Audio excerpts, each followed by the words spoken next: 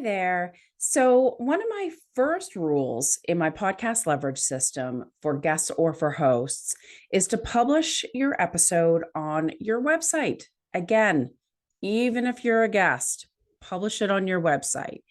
And of course, to do so, you need show notes. So, some people actually are still not familiar with that term. So when you go to a post on your website, you generally, even for a blog, right? You generally have an image and you have a bunch of text. Sometimes you have a video and other elements in there. But the show notes is that written information about that topic, about that episode. And so, why do you even need show notes in the first place? There are so many reasons. So, I'm going to run through them here in this episode. One of them is the user experience. So, think about the user. And I don't know about you, but I've gone to different podcast episodes and clicked on their link, gone to their website. And all it is a bio of the person, whether it's me or somebody else, if I've guested on their episode, their podcast, sorry. And it's just been a bio about me and like maybe even a sentence about the show topic. For me, as a user, as a reader, listener, it is not giving me enough information to make me want to click to listen, or if there's a YouTube video in there to watch. It doesn't pull me in. What's the benefit for me? Why should I care? Having that guest bio there about that person is not enough to pull me in. Speaking of the user or the listener, you also want to encourage user listener engagement. So if you have like timestamps in there, people are able to click on a piece of that episode that they love, or that like, ooh, I want to know that piece of information, or I need that solution. So they're going to click it and engage in the content. Same with if is a video in there, they're more likely to listen and watch. Same with I'm going to step into this a little bit further and talk about the visual appeal. So for me, on my show notes, I have text and I've tried different styles. I kind of mix it up, but I do break it up with images and also quotes. So you can have like in big bold letters, one of the quotes of whether it's you or your guest, that is really like a punchy comment or an aha moment or a really good takeaway that is from that episode. And sometimes I create, well, not sometimes, always, I create, quote graphics or tips, like little nuggets from the episode. And I will create in Canva a quote graphic. And sometimes I'll even put that in there, because when you go to a blog post or a podcast post, show notes post, you don't want to be reading this sea of text. Your eyes need to have it broken up, whether that's with images, headlines, larger fonts, and larger text. It just helps you skim as well for pieces of information that is going to relate to you and is going to be important to you. The other reason why you want to publish your episode on your website and use those show notes is that it gives you an opportunity to convert the listener, reader, whatever that may be, to become a lead. And if you're setting up your, I'm going to call it a blog page, sometimes I just call it a post page. If you set it up correctly, you'll see on the right-hand side, there should be a sidebar. In other words, it's not a full width page post. And so that sidebar, you're able to pull in the feed of your Instagram to kind of like entice the listener or reader to go over to your Instagram account. If that's, you're growing your Instagram, you can have call to actions to your Facebook page, your Facebook group, or one of your lead magnets or your signature course. You want to entice that person to engage in your services, in your lead magnet, to get onto your e-list. Now, the other reason why you want to publish your episodes, again, whether you're a host, whether you're a guest, is that when people are going to your website, they want to see ooh, she's an authority on whatever your topic is. So when someone goes to my website, for instance, they will see that I not only host my own show, but that I also guest on other people's show. So automatically they know that I'm an expert in a specific field. They also know that I'm a guest expert that is interviewed on shows. Don't forget on your homepage to, at the bottom or somewhere on your homepage, to have that part where it shows, like, usually about 3 or 4 blocks where it shows recent episodes or recent blog posts, if you will, of your podcast and podcasts that you've guests on. Because then again, people are always skimming and going onto that homepage, even the about page, even the contact page. They're the most visited pages really on your website for the most part. And you want to make sure that you're showcasing your podcast and showcasing yourself as a guest expert there. The other handy thing about show notes is that it enables you or makes it easier to repurpose the content. So for me, my show notes are pretty elaborate. You don't need to do that much, but for me, the more the better. Not only does it give me the opportunity to SEO and optimize that post, but it allows me to pull out little snippets of information in order to create more social media posts. So I can create a tip, I can create a quote graphic, I can ask questions. And this whole repurposing and also multiplying the content is part of my 4-step leverage system, just so you're aware. So you can dive into that on my site as well. Now, you heard me mention search engine optimization. So, of course, creating a post on your website with all these show notes allows you to optimize that post so that you're able to rank for a specific keyword. Again, the title, the description, I could do a whole episode on search engine optimization, honestly, but it allows you to rank. And so, for instance, I have some pillar pieces of content on my website, and I get a ton of traffic to those. And then I also get people reaching out because I'm ranking for those keywords. So it does actually give you leads and it creates more organic traffic to your website. Because then when you're sharing the episode, again, when you're sharing it as a guest, and that's the episode that you were interviewed on, you're sharing your post, your web page, so that you're pushing traffic to you and your hub and your services and converting that traffic versus, sharing an iTunes link or sharing the host link. You want it to be all about you and push traffic to what you're doing. Now that you know why you have to have show notes, and that is like, what styles are there, right? Like, what do you include in these show notes? What styles are there? What are your options? The first rule of thumb that I do want to say, and I cannot stress this enough, is not to use transcripts. Please don't use transcripts. They are a handy tool to have to help pull out quotes or snippets or find little, timestamps if you want to create a video snippet. Do not use them for show notes. They are impossible to read because it's how people speak, right? And how you speak is totally different than how you type or how you read. So it is, just from a user perspective, it's brutal to read those. No use whatsoever. And it's really hard to weave in your keywords when you're trying to SEO the post as well. So please don't use transcripts. So some other elements that I've used is a summary. I always have a summary, and that is just basically like a paragraph that is an overview of, like, the problem of why you want to listen to this episode. And then a few tips or a few pointers, about what is covered in the episode. So again, as the word indicates, it's a quick summary of what you can expect from the episode.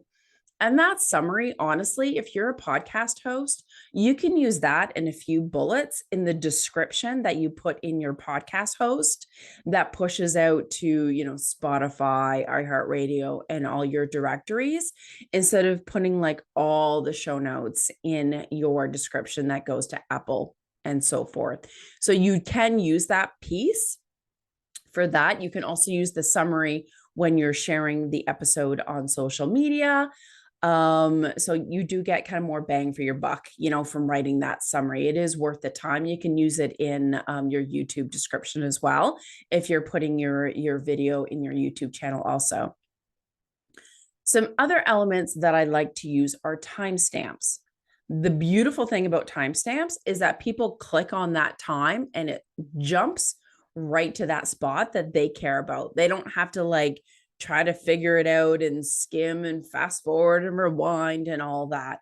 It just makes a super easy user experience for that listener.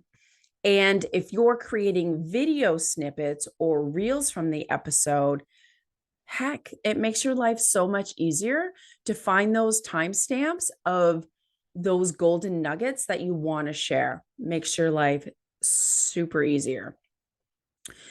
You also want to include, obviously, the resources that are mentioned in the episode. Make it super easy and put all the links there. Most people do, of course, if you have a guest, include the guest bio and the links and the website and how to connect with that guest. And if you have guests on your show, you want to do them that favor, right? They want you to link back to their website. They want you to mention who they are and what their expertise is, link to the lead magnet or resource that they shared on that episode.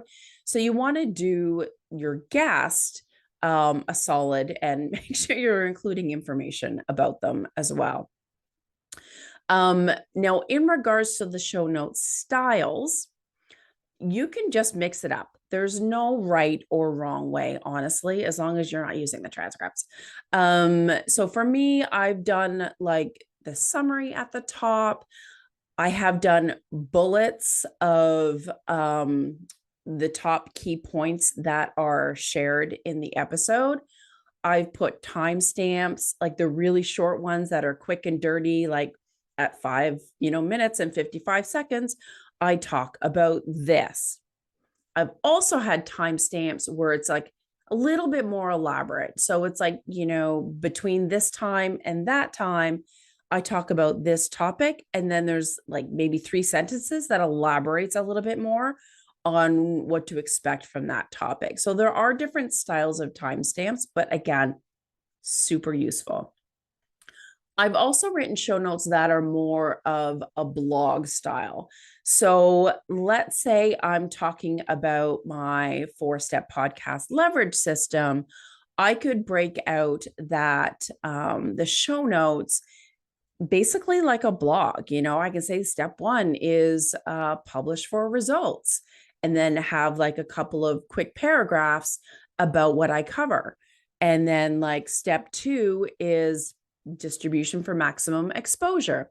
And then I can have a couple of paragraphs about that part and so forth. So it looks and reads more like a blog style with like, subheadings. So again, you're skimming those subcategory topics and then you're reading those paragraphs.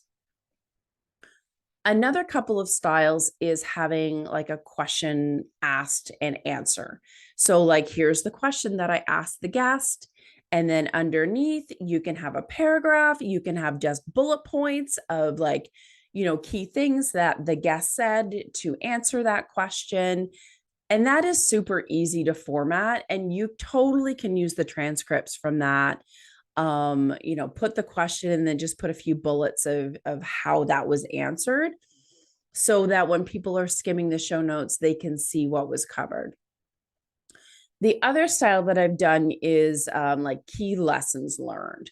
So what are the key takeaways or key points, lessons, aha moments, whatever you want to call them, that you can take away from that episode? And whether you divide it up into categories, we covered publishing on your website, bullet, bullet, bullet, bullet of all the points that I've raised.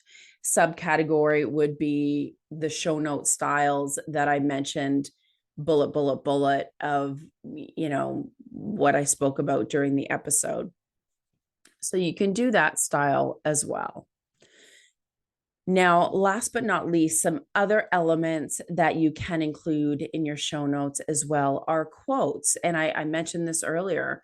Take some of the text, make it bigger, have nice big bold just to kind of break up the text, and share some of those quotes that the guest, or again, if it's your episode that you were on someone else's show, don't be afraid to write those show notes yourself. Take control over that publication and the content that you're sharing on the show that you guested on. Share images, share call to actions. Don't be afraid to have an image in there that showcases your lead magnet.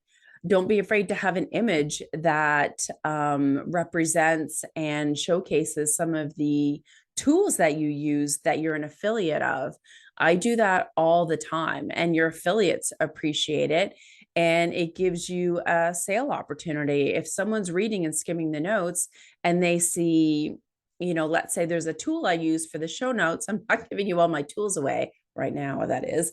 But if there was a tool that I used to optimize my show notes, then I can put an image in there and I'm an affiliate of XYZ. Then obviously that would link out and the person can grab that tool and I get some affiliate money out of it. Bonus. You, again, want to share the resources mentioned in the episode, the bio and the info for the guest. If you have sponsors for your show and you're a host, absolutely feature your sponsor. Again, having an image, linking out to information about that sponsor. Embed the YouTube video. If you're recording the video version of it, put it up on your YouTube channel, embed it on your show notes page. Some people like to watch, some people like to listen. It's just another great way. And now that Google is searching for video content, it's really important as well. That's another really important reason to put your YouTube video on your website. And obviously you're going to embed your audio player because that's how they're going to listen to it. And I do want to add on that if you're guesting on a show and you're creating your podcast post and you're writing your own show notes, don't be afraid to ask the host for the video, like the raw video. You can put it up on your own YouTube channel. You can embed that YouTube video on the post. Don't solely rely on the host to publish and promote the episode. Take that control back. Now, for a brief little recap here before I sign off, I just want to share a few common mistakes. One is not having any show notes, obviously.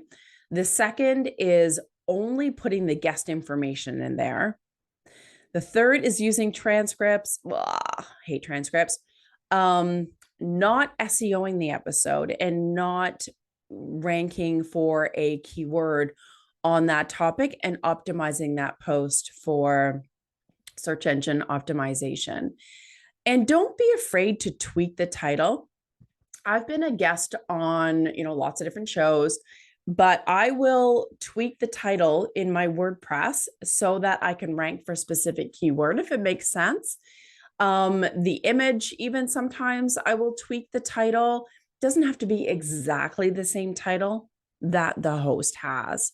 Even my own episodes, sometimes the title that I have in, iTunes and the directories, and on the image is slightly different than the title that I have on my actual podcast post.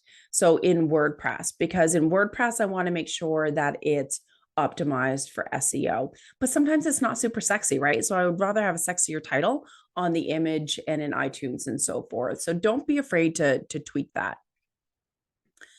The other mistake is not breaking up the show notes with your call to actions, whether it's your affiliates, whether it's your own lead magnets or your signature offerings. And last but not least is not having that sidebar on your podcast post. Do not have full width.